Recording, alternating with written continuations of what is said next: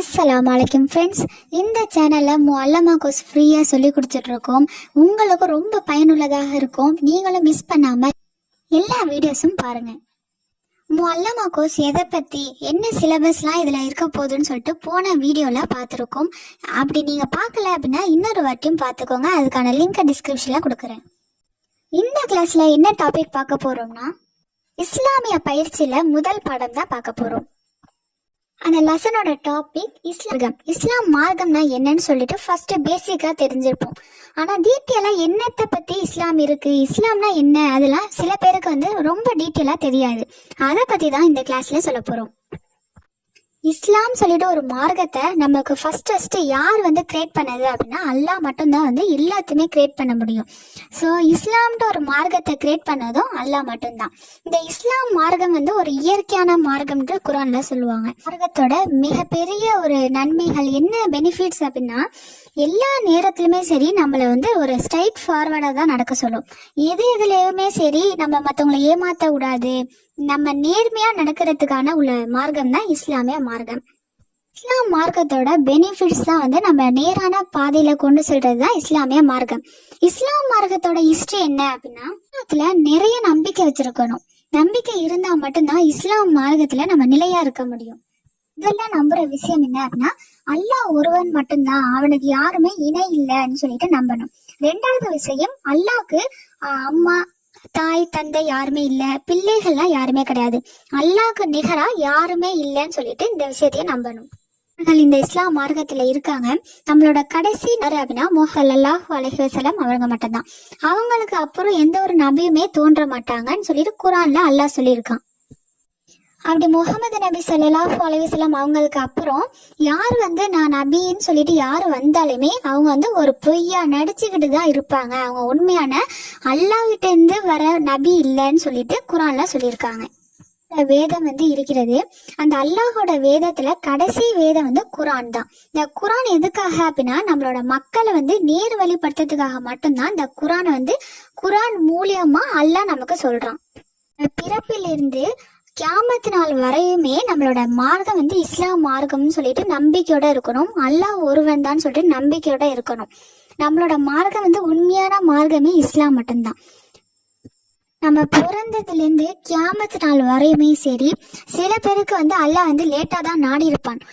சில பேர் இப்போதான் முஸ்லீமா கன்வெர்ட் ஆயிருப்பாங்க. அவங்களுக்கும் சரி, நம்ம எப்படி இதுலேருந்து ஸ்டார்ட் பண்ணாலுமே சரி, ஆனால் எண்ட் ஆகுறது கியாமத்து நாள் வரையுமே யார் இஸ்லாம் மார்க்கம் தான் நம்மளோட மார்க்கம் இருக்காங்களோ அவங்களுக்கு மிகப்பெரிய ஒரு நன்மைகள் இருக்குன்னு குர்ஆன்ல அல்லாஹ் சொல்லியிருக்கான்.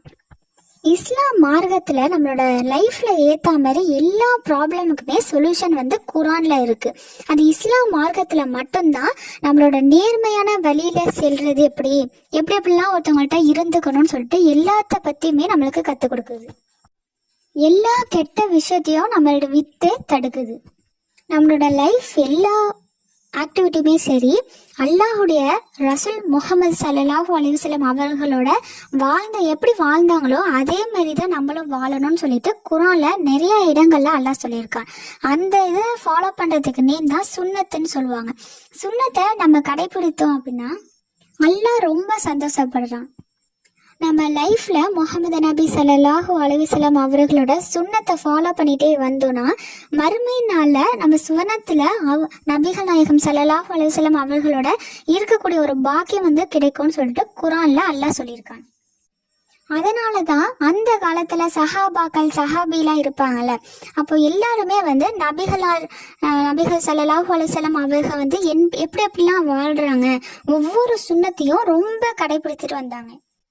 ஒரு ஹதீஸ்ல நபி அவர்கள் எல்லா முஸ்லிம் பெண்கள்கிட்ட சொல்றாங்க, யார் கணவர் அல்லாதவங்களோட மரணத்துல 3 நாட்களுக்கு மேல யாருமே அழுவக்கூடாது, துக்கம் அனுசரிக்க கூடாதுன்னு சொல்லியிருக்காங்க. ரசூல்லா சொன்னோன்னே எல்லா சஹாபி பெண்களுமே இதை ஃபாலோ பண்ணியிருக்காங்க. ஏன்னா சுன்னத்தை அந்த காலத்துல ரொம்ப பெரிய இதா நினைச்சு ஃபாலோ பண்ணுவாங்க. இந்த நாளில் ஹல்ரத் ஜைனப் பின்த் சாகர் அலி அல்லாஹு அன்ஹு அவங்களோட சகோதரர் வந்து இறந்து விட்டாங்க. ஆனா நபி ரசுல்லா சொன்னதுனால அந்த ஒரு சஹாபி வந்து அவங்களோட முகத்துல கண்ணீரும் எதுவுமே இல்லாம எந்த அளவுக்கு சந்தோஷமா இருக்க முடியுமோ அந்த 4வது நாள்ல ரசுல்லா வந்து யாருமே வந்து இருக்கக்கூடாதுன்னு சொன்னதுனால அந்த சஹாபி ரசுல்லாவோட பேச்ச சுன்னத்தை வந்து மதிச்சிருக்காங்க.